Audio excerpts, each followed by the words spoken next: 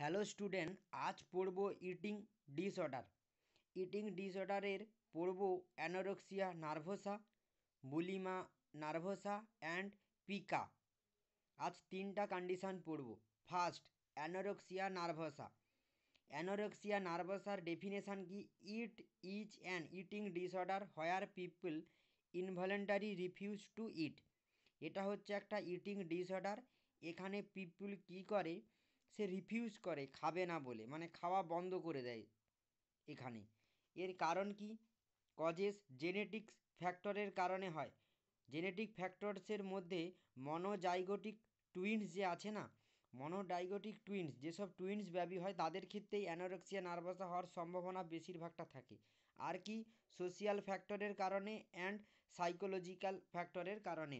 Clinical manifestation, anorexia নার্ভাসার ফলে কি কি সাইন অ্যান্ড সিমটমস দেখা যায়? ড্রাই স্কিন হয়ে যায়, ওয়েট লস হয়, চুল পড়ে যায়, লস অফ হেয়ার হয়, কনস্টিপেশন হয়, কোষ্ঠকাঠিন্য দেখা যায়, দুর্বল দেখা যায়, উইকনেস, এবং প্রেশার লো হয়ে যায়। ট্রিটমেন্ট, কিভাবে আমরা ট্রিটমেন্ট প্রোভাইড করব অ্যানোরেক্সিয়া নার্ভাসা পেশেন্টকে? অ্যান্টি অ্যাংজাইটি ড্রাগ দেব। আর কি দেব? অ্যাপটিটাইট স্টিমুল্যান্ট, যেখানে থাকবে ড্রোরোনাবিলন আর থাকবে ম্যাজিস্টেরল। থেরাপি, কোন কোন থেরাপির থ্রুতে আমরা অ্যানোরেক্সিয়া নার্ভোসা পেশেন্টকে ট্রিটমেন্ট প্রোভাইড করব? Behaviour therapy and family therapy. Next condition কি? বুলিমা নার্ভোসার ডেফিনেশান কি?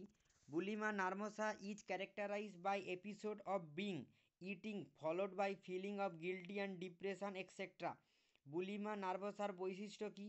এখানে কি হয়? সে প্রচুর পরিমাণে খায়, তার খাওয়ার ইচ্ছা জাগে। কারণ কি কারণে হতে পারে? হয় গিল্টি বা ডিপ্রেশন, এইসবের কারণে তার খাওয়ার চাহিদাটা বাড়ে। কজেস, কি কারণে বুলিমা নার্ভোসা হয়? ফ্যামিলি হিস্ট্রি থাকলে। আর কি? অল্টারেট লেভেল অফ নিউরোট্রান্সমিটারের আপ ডাউন ঘটলে। এক্সাম্পল কি? সিরোটোনিনের আপ ডাউন ঘটলে বুলিমা নার্ভোসা হওয়ার সম্ভাবনা থাকে। আর কি? সেক্সুয়াল অ্যাবিউস এবং ডিপ্রেশন, এইসবের কারণে বুলিমা নার্ভোসা হয়। ক্লিনিক্যাল ম্যানিফেস্টেশন কি? বুলিমা নার্ভোসা পেশেন্টের কি আমরা সাইন অ্যান্ড সিমটমস দেখব? হার্ট বার্ন হবে, অর্থাৎ পাইরোসিস। আর কি হবে? সরো থট, ডেন্টাল ক্যারিস, অর্থাৎ দাঁতের ক্ষমতা দিন দিন কমে যাবে। আর কি হবে? ওজন বাড়বে, ওয়েট গেন হবে। নেক্সট, কিভাবে আমরা ট্রিটমেন্ট প্রোভাইড করব বুলিমা নার্ভোসা পেশেন্টকে? অ্যান্টি ডিপ্রেসিভ ড্রাগ এবং অ্যান্টি অ্যাংজাইটি ড্রাগ দেব, এবং তার সঙ্গে কি থেরাপি প্রোভাইড করব? ইন্ডিভিজুয়াল থেরাপি, ফ্যামিলি থেরাপি এবং বিহেভিয়ার থেরাপি প্রোভাইড করব। নেক্সট কন্ডিশান পিকাকে আর কি বলা হয়? জিওফেজিয়া।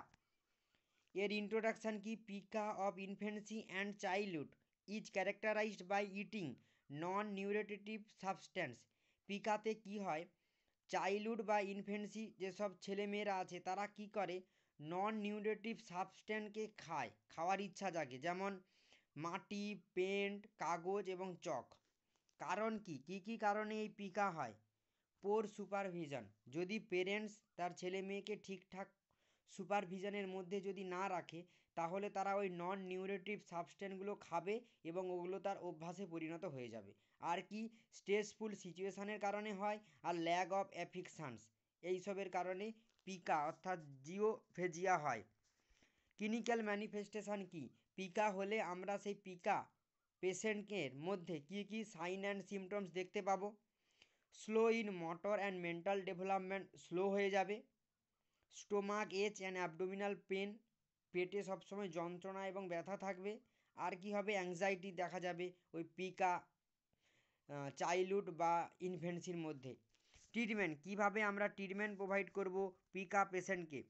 এর অ্যাকচুয়ালি কোনো ট্রিটমেন্ট নেই, শুধুমাত্র এডুকেশান, সাধারণ নলেজের থ্রুতেই আমরা পিকা পেশেন্টকে ট্রিটমেন্ট প্রোভাইড করব।